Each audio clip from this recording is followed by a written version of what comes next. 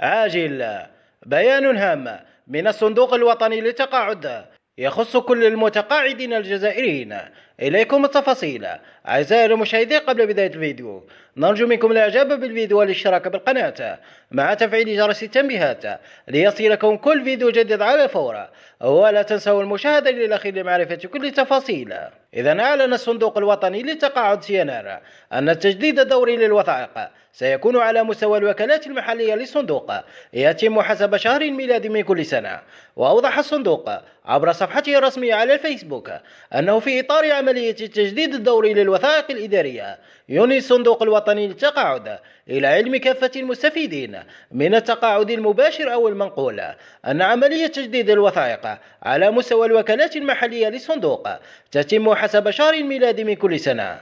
ودعا الصندوق الوطني للتقاعد كافة المتقاعدين وذوي الحقوق إلى استعمال مختلف التطبيقات الإلكترونية الموجودة تحت تصرفهم لتفادي تنقلهم على غرار تطبيق تقاعدي وخاصية التعرف على طرق الوجه.